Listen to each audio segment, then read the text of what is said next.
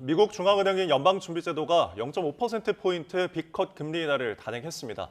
연준의 이틀간의 공개시장위원회를 마친 뒤에 성명을 내고 기준금리를 4.75에서 5%로 0.5%포인트 내린다고 밝혔습니다. 이로써 2%포인트 차이로 역대 최대였던 우리나라와 미국의 금리 격차도 1.5%포인트로 줄었습니다. 연준이 마지막으로 금리를 내린 건 지난 2020년 3월로 이번 금리 인하는 4년 반 만입니다. 연준은 성명에서 인플레이션이 목표치인 2%를 향해 가고 있다는 더 큰 자신감을 얻었고 고용과 인플레이션 목표에 대한 리스크는 대체로 균형을 이뤘다고 평가했습니다. 또 점도표를 통해 연말 기준금리 전망치를 종전 5.1%에서 4.4%로 낮춰 올해 두 차례 추가 금리 인하를 시사했습니다. 뉴욕 증시는 한때 사상 최고치를 경신했다가 동반 하락으로 마감했습니다. 현지 시간 18일 뉴욕 증권거래소에서 다우존스 30 산업평균지수는 전장 대비 0.25% 내린 41,503.1에 거래를 마쳤습니다. 스탠더드 앤 푸어스 500지수는 0.29% 떨어진 5,618.26, 기술주 중심의 나스닥 종합지수는 0.31% 밀린 17,573.3을 각각 기록했습니다. 다우지수는 연준의 빅컷 결정 소식에 장중 41,981.97까지 오르며 한때 사상 최고치를 경신하기도 했습니다. S&P 500지수도 5,689.75까지 상승하며 장중 한때 사상 최고치 기록을 다시 썼습니다. 무선 호출기 수천 대가 폭발한 레바논에서 이번에는 무전기가 또 잇따라 터지면서 300여 명의 사상자가 추가로 발생했습니다. 유엔 등 국제사회는 민간인을 대상으로 한 국제법 위반이라며 이번 사태를 규탄했습니다. 신웅진 기자의 보도입니다. 레바논에서 삐삐가 동시다발적으로 터진 다음 날, 남부주의 주도인 시돈 한복판에 있는 휴대폰 가게에서 또 폭발이 일어났습니다. 전국적으로 동시에 휴대기기가 연쇄적으로 터졌는데 이번에는 무전기입니다. 레바논 보건부는 수백여 명의 사상자가 추가로 발생했다고 밝혔습니다. 이번에 폭발한 무전기들은 헤즈볼라가 5달 전에 구입한 것으로 전해졌습니다. 정확한 원인은 아직 확인되지 않았는데 삐삐가 터진 과정과 비슷할 것으로 추정됩니다. يعني الأجهزة سواء البارحة البيجر أو الأجهزة اللاسلكية اليوم هي موجودة بيد وحدات إدارية ذات طابع لوجستي أو خدماتي وهذا بالتأكيد له تداعيات إنسانية أخلاقية وبالتأكيد يعني الموضوع العسكري يعني موضوع مختلف تماما. 레바논에서는 전날 삐삐 연쇄 폭발로 12명이 숨지고 약 2,800명이 다쳤습니다. 유엔은 민간인들이 사용하는 물품을 무기화해선 안 된다며 이번 사태를 규탄했습니다. I think it's very important that there is an effective control of civilian objects, not to weaponize civilian objects. That should be a rule that everywhere in the world governments should be able to implement. 폴커 튀르크 유엔 인권 최고 대표도 성명을 통해 민간인 피해가 발생한 점에서 용납할 수 없는 일이라며 국제인권법과 국제인도법을 어긴 행위라고 비판했습니다. 그러나 비난의 대상을 명시하지는 않았습니다. 헤즈볼라와 레바논, 이란 등은 이스라엘을 폭발 공작의 배후로 지목하고 있지만 이스라엘은 여전히 확인도 부인도 하지 않고 있습니다. YTN 신홍진입니다. 레바논 무장정파 헤즈볼라를 겨냥한 무선 호출기 등 통신기기 동시 폭발과 관련해 유엔 안보리가 현지 시간 오는 20일 긴급회의를 개최합니다. 유엔 안보리 9월 의장국인 슬로베니아 주 유엔 대표부가 긴급회의 소식을 알렸는데 이번 회의는 아랍권 국가를 대표하는 안보리 회원국 알제리의 요청으로 소집됐습니다.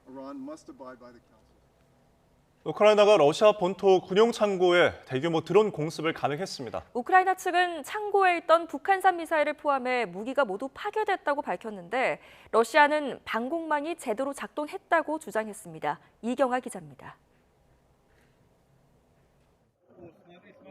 새벽 하늘에 거대한 화염이 솟아오릅니다. 강력한 폭발음이 곳곳에서 이어지고 건물은 순식간에 불길에 휩싸입니다. 미사일과 탄약을 보관하고 있던 러시아 북서부 트베르주의 군용 창고들입니다. 우크라이나군의 대규모 드론 공격으로 연쇄 폭발과 함께 큰 불이 났습니다. 미 항공우주국이 이 지역에서 소규모 지진으로 추정되는 진동을 감지했을 정도로 폭발 규모가 컸습니다. 일부 전문가들은 이번 폭발이 200에서 240톤 규모의 고성능 폭발물 수준이라고 추정했습니다. 볼로디미르 젤렌스키 우크라이나 대통령은 러시아 본토에서 큰 성과를 얻었다며 만족을 표했습니다. Дуже важливий результат є за минулу ніч на території Росії. Саме такі речі послаблюють ворога. Я дякую всім, хто задіяний.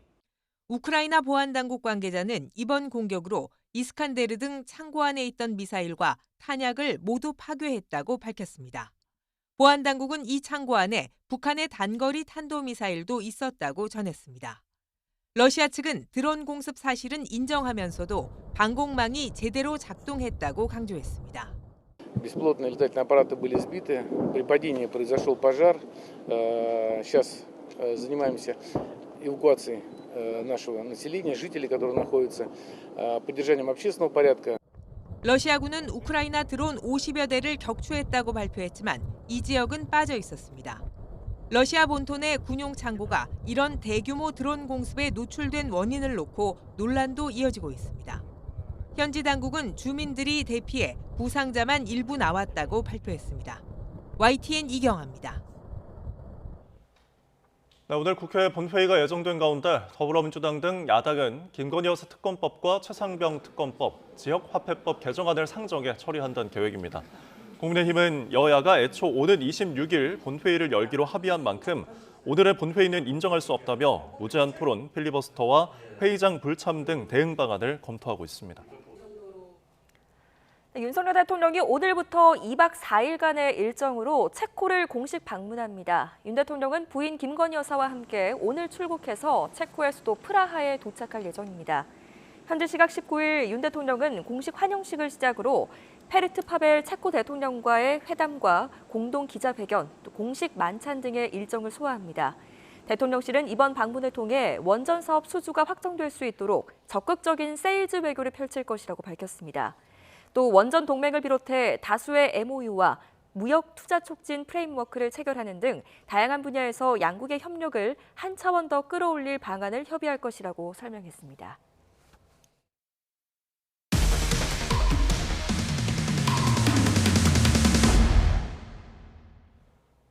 모범 중소기업인으로 대통령 표창까지 받은 제조업체 대표가 대학생 계약직 직원에게 욕설하고 폭행한 혐의로 검찰에 넘겨졌습니다. 경기 화성 서부경찰서는 최근 중소기업 대표 50대 남성 A씨를 폭행과 모욕 혐의로 송치했습니다. A씨는 6월 화성시 서신면에 있는 제조업체 공장에서 20대 대학생 계약직 직원에게 폭언하고 눈과 가슴 부위 등을 폭행한 혐의를 받습니다. 피해자는 대학 연계 프로그램을 통해 한 학기만 일하는 학생이었는데 A씨는 일을 잘하지 못한다는 이유를 들어 범행을 한 것으로 전해졌습니다. YTN 단독 취재 결과 A씨는 지난 7월 2024 경기 중소기업인 대회에서 모범 중소기업인으로 선정돼 대통령 표창장까지 받은 것으로 확인됐습니다. 자동차로 고속도로를 달리다 보면 기름을 넣어야 할 경우가 많죠. 시내처럼 주변 주유소와 가격 비교도 쉽지 않고 선택의 여지가 없어서 값이 좀 비싸더라도 주유를 하는 경우가 많은데요. 이렇다 보니 기름값이 천차만별이라고 합니다. 김기봉 기자가 취재했습니다. 전국 주유소 평균 휘발유 값이 리터당 1,628원이었던 지난 12일. 중앙고속도로의 한 휴게소 주유소는 휘발유를 1,870원에 팔고 있습니다. 별 생각 없이 차를 댄 운전자들은 비싼 기름값에 놀랐지만 주유 등에 불은 들어왔고 갈 길은 멀어 달리 방법이 없습니다. 9만 원 입력시켜놓고 얼마나 1,500 얼마로 요새 알고 있는데 너무 비싼 거예요. 아쉬운 내가 지금 현재 넣을 수밖에 없는 거죠. 뭐 어떡합니까 이게. 같은 시간 고속도로 다른 주유소의 기름값은 얼마일까? 주로 1,600원대가 많았는데 가장 싼 곳은 1,533원.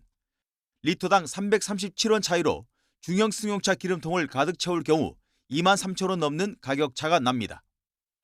운전자들을 더욱 혼란스럽게 하는 건 이렇게 값이 비싼 고속도로 주유소의 상당수가 알뜰 주유소라는 겁니다.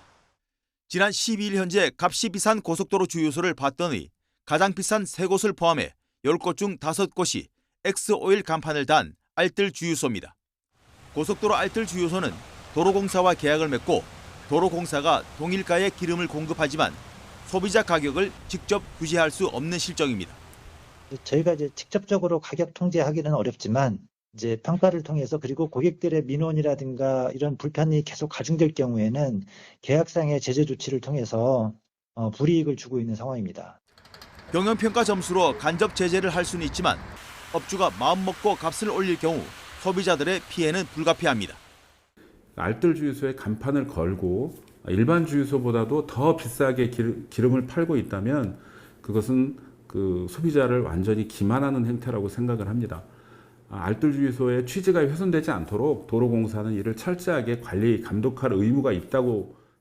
기름값 걱정 없는 편안한 고속도로 여행길이 될 수 있도록 보다 적극적인 가격 합리화 규제가 필요해 보입니다. YTN 김기봉입니다. 네, 어젯밤 8시 40분쯤 경남 거제시 고현동 15층짜리 아파트 13층에서 불이 나 1시간 반 만에 꺼졌습니다. 놀란 주민 3명이 대피했는데 다친 사람은 없었습니다. 소방은 빈집에서 불이 시작된 것으로 보고 정확한 화재 원인을 조사 중입니다.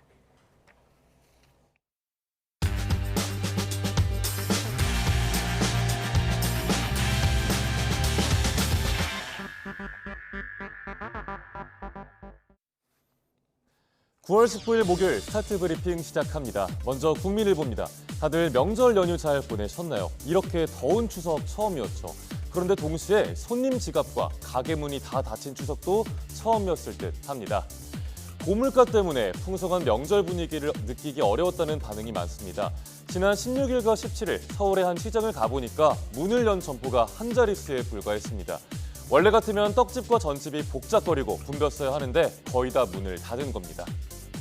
상인들은 코로나 때보다 경기가 나쁘다 느낀다고 토로합니다. 소비자들은 명절 음식 종류를 줄이는 분위기고요. 예전엔 가족끼리 넉넉하게 나눠 먹을 정도로 준비했다면 이제는 딱 먹을 만큼만 사는 겁니다. 여기에 가족에게 줄 용돈도 꽤나 부담된다는 직장인도 많았습니다. 고물가 시대가 명절 분위기마저 바꿔놨습니다. 다음 서울신문입니다. 살림살이가 팍팍해도 명절에 선물 주고받는 게 한국인의 정이죠. 그런데 이 선물 과대 포장돼서 오는 경우가 많습니다. 매년 추석마다 쓰레기와의 전쟁이 반복이 되고 있는데 환경부는 과대 포장 단속을 유예했다고 합니다. 먼저 서울의 한 아파트 단지 분리수거장으로 가볼까요? 각종 종이박스 등 생활 쓰레기가 수북하게 쌓여 있습니다. 경비원들은 명절이 되면 생활 쓰레기가 평소보다 2배가량으로 늘어난다고 한숨을 쉽니다. 추석 연휴에 나오는 쓰레기는 큰 폭으로 뛰었습니다. 지난해 20만 톤 가까이 배출이 됐고요. 5년 사이에 1.4배가 늘어난 겁니다. 명절 선물을 주고받은 뒤에 스티로폼이나 포장재를 뜯느라고 불편을 호소하는 시민이 많죠. 이렇게 줄어들지 않은 과대 포장, 그 배경이 있었습니다. 일회용 배송의 경우에 포장 내 빈 공간 비율을 50% 이하로 하는 포장 규칙이 있는데요. 환경부가 이 단속을 2년 동안 유예하기로 했습니다. 환경단체는 환경정책 뒷걸음질이라고 반발합니다. 환경부는 포장재를 줄이는 방안을 지원하겠다는 입장인데요. 다음 명절에는 과대포장 쓰레기가 좀 줄어들길 바랍니다. 이어서 중앙일보입니다. 매장 가격과 배달 가격을 다르게 받는 프랜차이즈 업체들이 늘고 있습니다. 소비자 입장에선 배달료는 공짜면서 음식값은 비싸게 받으면 조삼모사 아니냐 이런 불만이 나옵니다. 이중 가격 논란 살펴보시죠. 업계들은 배달비 부담 때문에 어쩔 수 없다는 입장입니다. 앱 중개 수수료에 배달료, 정산 이용료까지 추가 비용이 많이 발생한다는 거죠. 가맹점주가 먼저 본사의 이중 가격 도입을 요청하기도 합니다. 패스트푸드 프랜차이즈별로 이중 가격 한번 비교해볼까요? 적게는 500원에서 많게는 1,400원까지 차이가 납니다. 소비자 입장에선 달가울 리가 없죠. 문제는 소비자에게 매장 가격과 배달 가격의 차이를 알리지 않은 곳이 많았다는 겁니다. 모르고 주문했다가 속았다는 느낌이 들 수밖에 없겠죠. 신문은 소비자가 선택을 할 수 있도록 가격 차이를 고지해야 한다는 전문가의 조언도 함께 담았습니다. 다음 기사 보겠습니다. 요즘 요거트 아이스크림 정말 인기가 많습니다. 저도 며칠 전에 처음 먹어봤는데 가족들과 맛있게 먹었습니다.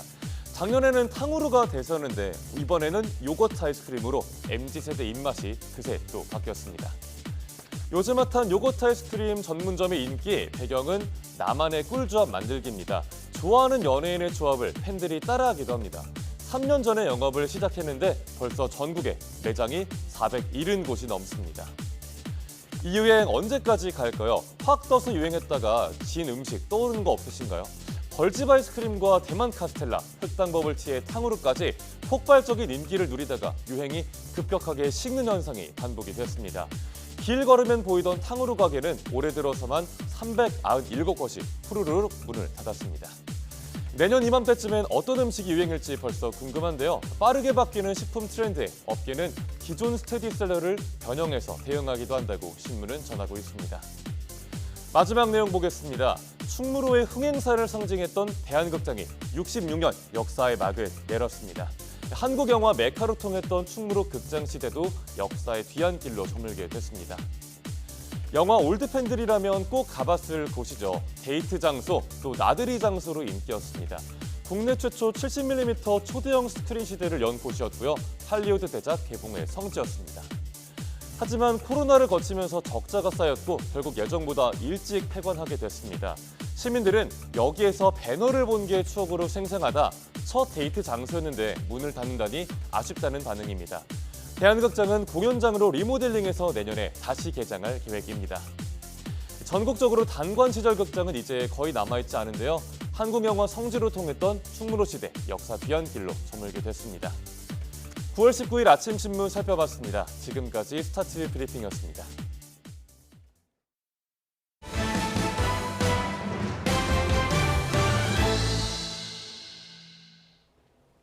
다음 달까지 헌법재판관 4명의 임기가 잇따라 만료되는 가운데 10월 헌재 공백 우려가 나오고 있습니다. 헌법재판관 9명 중 7명 이상의 출석 없이는 심리를 열 수가 없는데 국회가 임명하는 3명의 후임 인선이 관건이 될 것으로 보입니다. 신지원 기자입니다. 다음 달까지 헌법재판관 9명 가운데 4명이 잇따라 퇴임합니다. 오는 20일 이은혜 재판관을 시작으로 다음 달 17일 이종석, 이영진, 김기영 재판관의 임기가 한 번에 끝나는 겁니다. 대법원 지명목신 이은혜 재판관의 후임 인선은 차질 없이 진행되고 있지만 국회 추천목신 3명의 공백을 채우기는 쉽지 않습니다. 교섭단체가 양당으로 줄어든 상황에서 여야가 각각 1명씩 추천하고 남은 한 자리를 어떻게 할지 합의해야 하기 때문입니다. 현재 헌법재판소에는 이진숙 방송통신위원장의 탄핵 심판이 진행 중이고 고발 사주 의혹으로 탄핵 소추된 손준성 검사와 이재명 더불어민주당 대표 수사를 맡았던 강백신, 박상용 검사 등의 탄핵 심판이 있습니다. 문제는 재판관 7명 이상 출석해야 심리가 열리고 법률의 위헌이나 탄핵 여부를 결정하기 위해서는 6명 이상이 찬성해야 한다는 점입니다.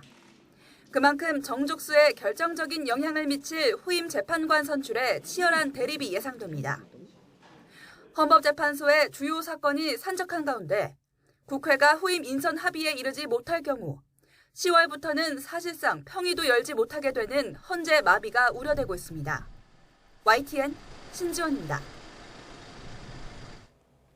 코인에 거액을 투자해 논란이 된 김남국 전 의원이 최근 관련 의혹에 대해 무혐의 처분을 받았죠. 하지만 코인 투자를 하면서 시세에 영향을 줄 수 있는 입법 활동을 했다는 비판은 계속되고 있습니다. 이런 논란을 막기 위해 가상자산 이용자 보호법의 보완이 필요하다는 지적이 나옵니다. 윤웅성 기자입니다.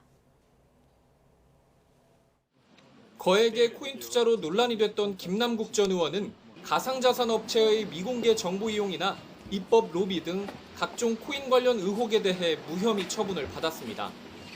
하지만 이와 별개로 이해 충돌 논란은 계속되고 있습니다. 김 전 의원은 지난 2021년 9월과 10월 사이 위믹스 코인 20억 원 상당을 매수한 뒤 11월부터 12월까지 99억 원에 팔아 2달 만에 80억 원 정도 수익을 올렸습니다. 문제는 이를 전후에 김 전 의원이 코인 투자에 유리한 입법 활동에 적극적이었다는 점입니다. 코인 시세는 관련 정책에 즉각적이고 민감하게 반응하는 만큼 김 전 의원의 행보가 코인 가격 상승에 영향을 미쳤을 거라는 시각도 있습니다. 코인에 거액을 투자한 김 전 의원이 결국 자신이 수혜를 보는 정책을 추진했다는 이해 충돌 논란이 나오는 이유입니다.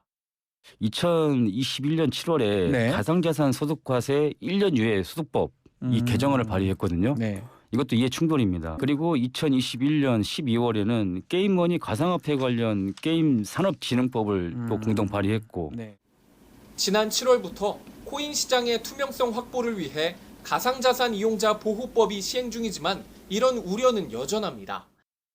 주식시장의 불공정 거래를 규제하는 자본시장법을 모태로 삼았지만 자신의 직무와 관련해 미공개 중요 정보를 알게 된 경우 금융상품 거래를 금지한다는 규정은 쏙 빠졌습니다. 내부 정보를 이용하는 건 주식과 마찬가지로 불법이지만 국회의원이 시세에 영향을 줄 수 있는 정책을 추진하면서 이를 활용해 코인을 사고 팔더라도 막을 규정이 없는 겁니다. 정책적 결정을 하는 정치인들은 빠진다고 할 수 있죠. 가상자산에서는 이렇게 한다더라라는 정책적 소문 자체가 워낙 시세에 중요하기 때문에 중요 부분이 누락됐다고 생각됩니다. 가상자산 이용자 보호법에는 자본시장법과 달리 발행 관련 규제도 빠져 무분별한 코인 상장 뒤 먹튀 우려도 나온 상황. 이를 막기 위한 보완 입법이 진행되는 가운데 국회의원들의 이해충돌 논란을 예방하기 위한 규제 요구도 커지고 있습니다. YTN 윤홍성입니다.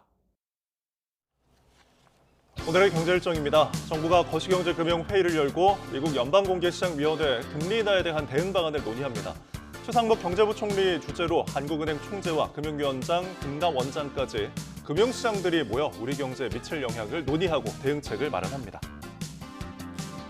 한국소비자원이 일부 가습기 제품에 대한 리콜을 발표했습니다. 일부 가습기 제품의 급수 필터 부식 발생으로 문제가 발생할 수 있어 업체들이 7개 모델을 대상으로 자발적 리콜에 들어가기로 했습니다.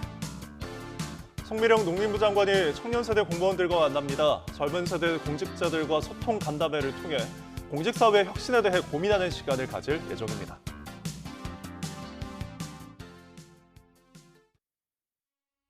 A reduction in our policy rate could be on the table as soon as the next meeting in September.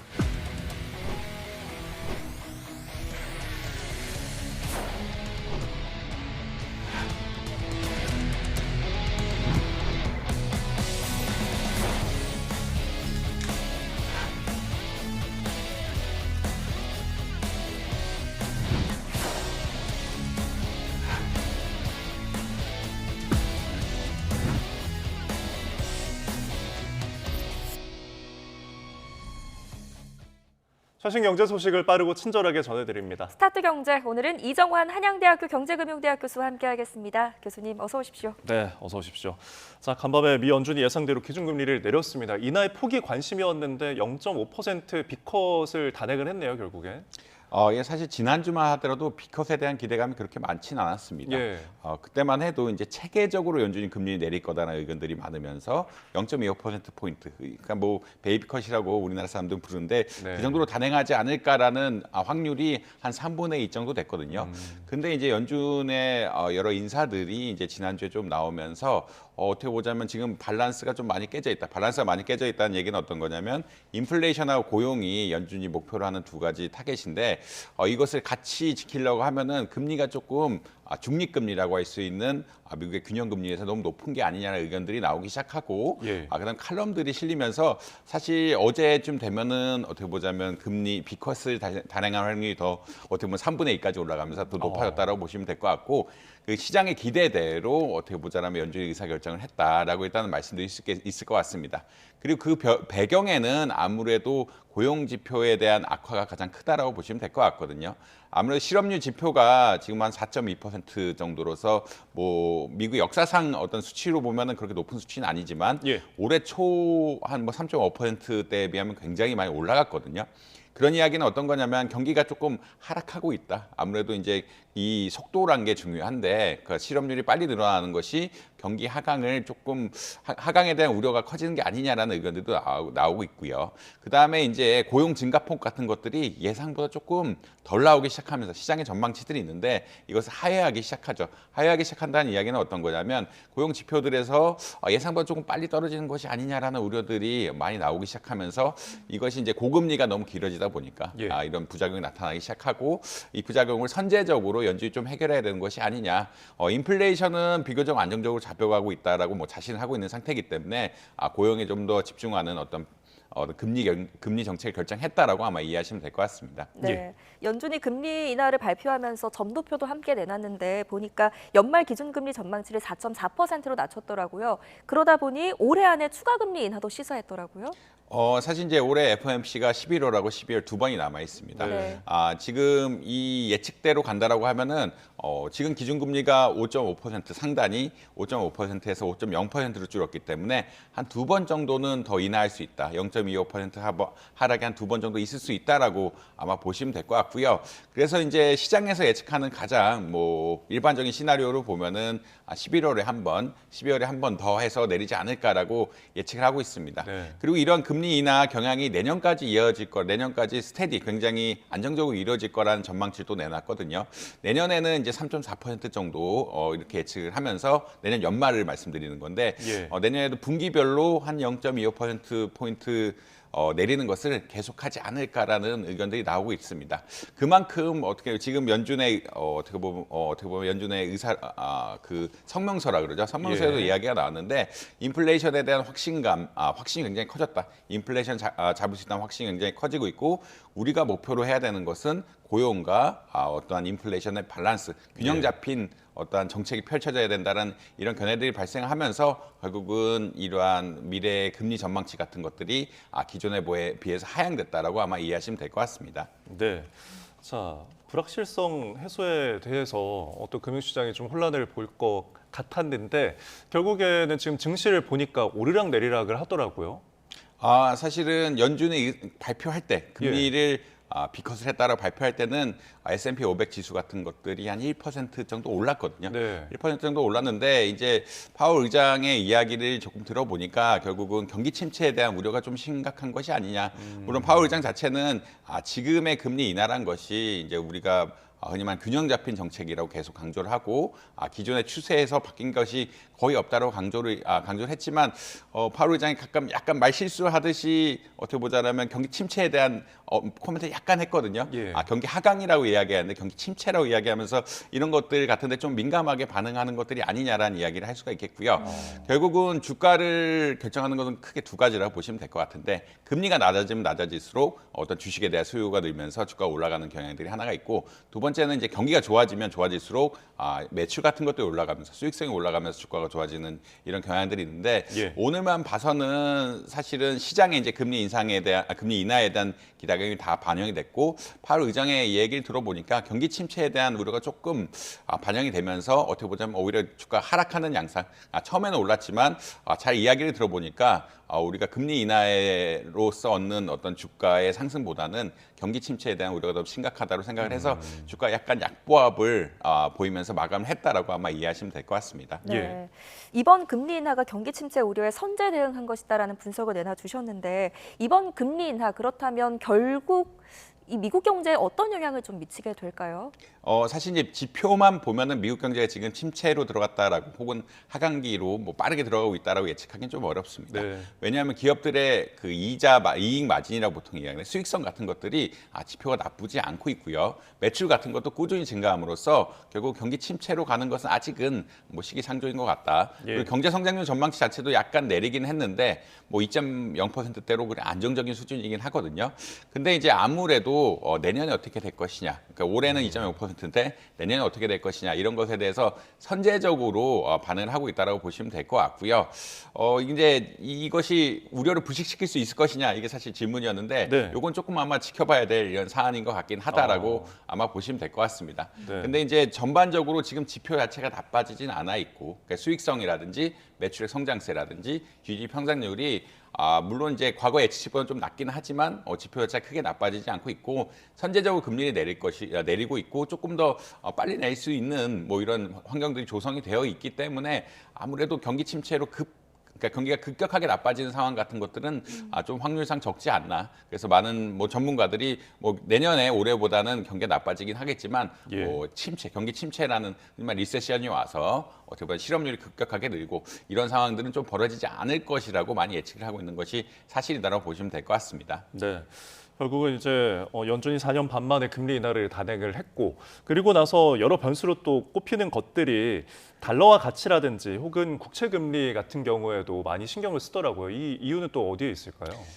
연준이 금리를 내리게 되면은 예. 달러에 대한 수요가 기본적으로 줄게 됩니다. 예. 사실 한동안 강달러가 되면서 환율이 우리나라 환율 같은 경우에 굉장히 많이 올라갔다라는 이야기를 많이 했거든요. 네. 이제 이런 것들이 약달러로 변하지 않을까. 조금 그러니까 금리가 낮아진다는 것은 아무래도 다른 나라 통화에 비해서 달러의 어떤 수요가 좀 줄어든다는 이야기고요. 예. 이렇게 달러에 대한 수요가 줄어들게 되면 어떻게 보면 미국 달러가 좀 약해지게 되고, 그렇다는 이야기는 이런 환율 조정기에 다른 투자 의사 결정들, 보통 이렇게 미국의 약달러가 되면은 투자 의사 결정들이 다른 나라, 개발도상국이라든지 이런 데를 좀 나간다라고 보통 예측을 하고 있기 때문에 이러한 금융시장에 있어서 좀 변화가 크게 있을 것이다라고 많이 예측을 하고 있습니다.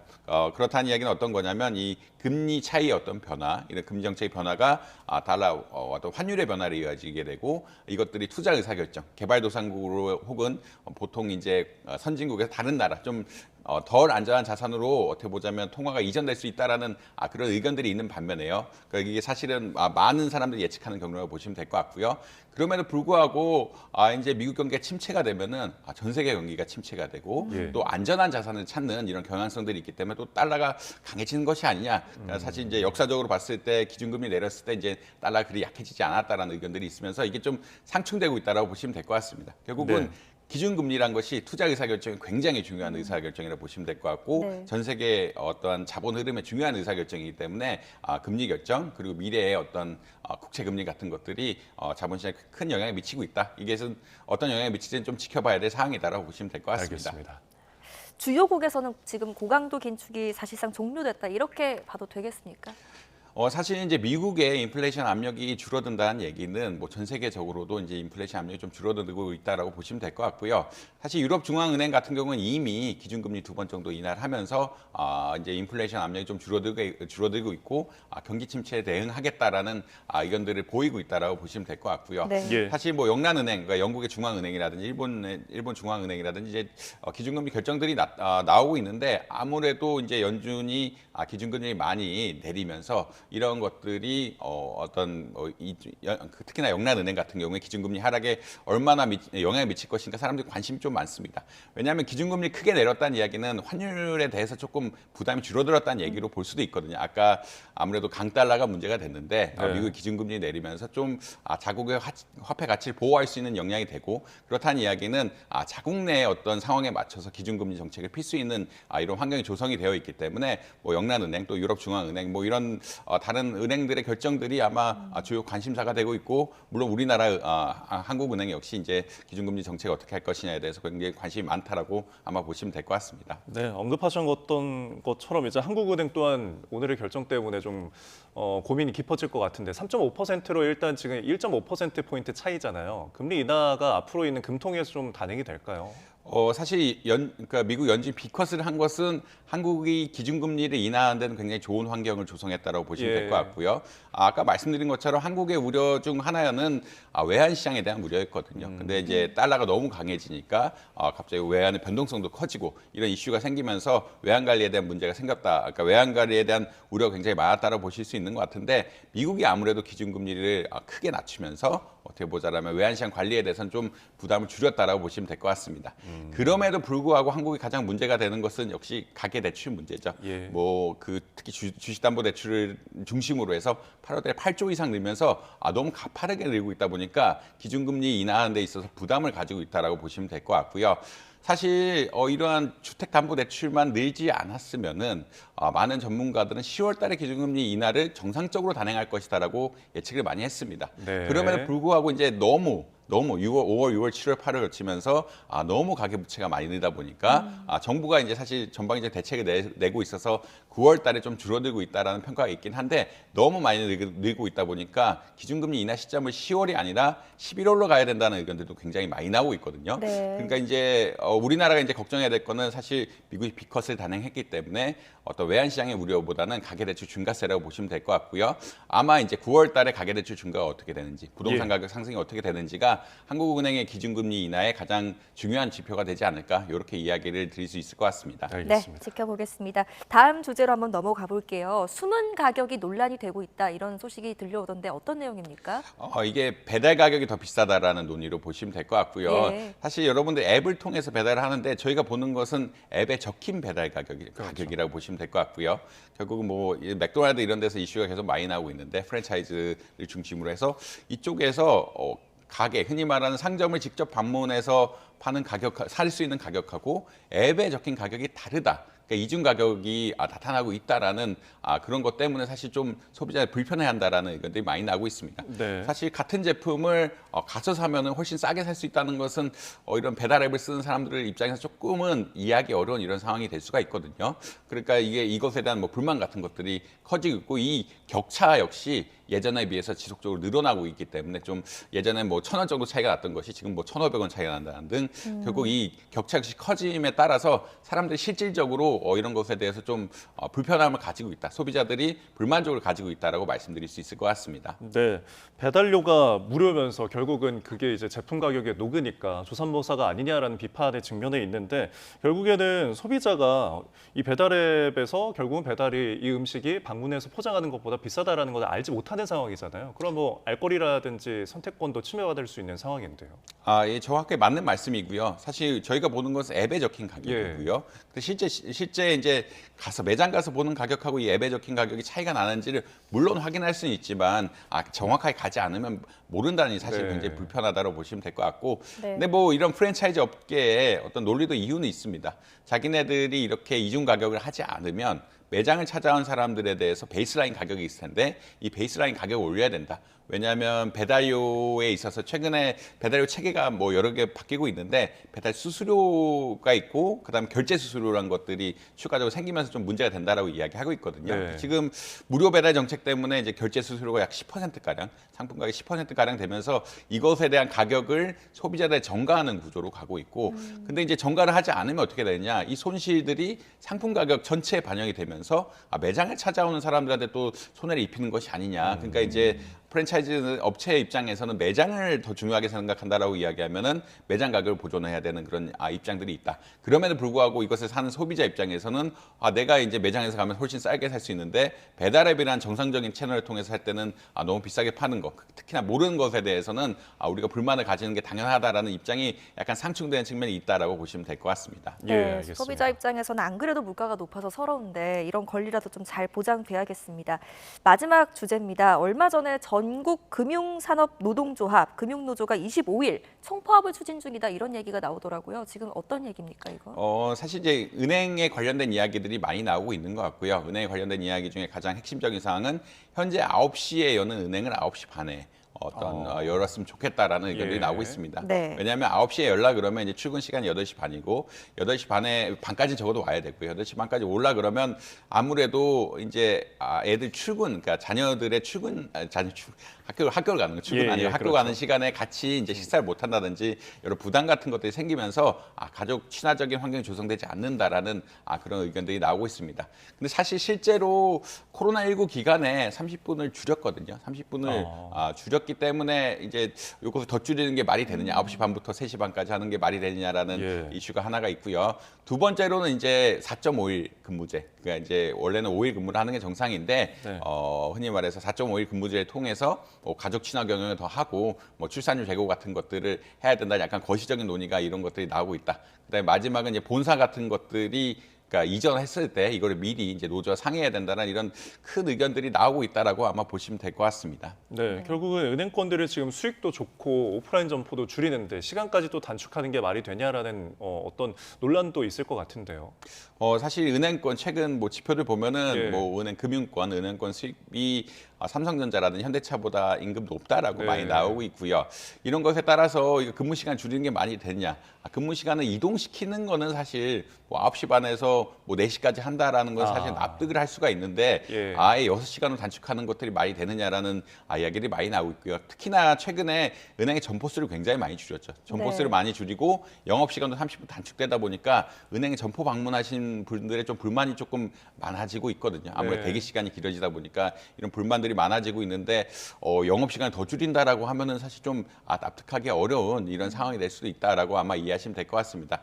그래서 근본적으로는 해결 방안이 여러 가지가 있겠지만 은행 역시 어떻게 보면은 은행의 역할, 금융이 온라인화되고 있긴 하지만 오프라인은 조금 계속 지속적으로 유지해야 될 필요가 있다라고 하면은 인원을 증원해서 이런 것들이 대응해야지 갑자기 영업시간 단축시킨다 이런 것에 대해서는 사실 좀 소비자 입장에서는 납득하기 수익도 많이 나는 데서 우리 영업시간까지 줄여가면서 이걸 받아들여야 되는 것은 조금 납득하기 어려운 이런 상황이다라고 아마 이해하시면 될 것 같습니다. 네. 알겠습니다. 실제 총파업까지 이어질지 지켜보겠습니다. 오늘 여기까지 듣겠습니다. 지금까지 이정환 한양대학교 경제금융대학 교수와 함께했습니다. 잘 들었습니다. 고맙습니다.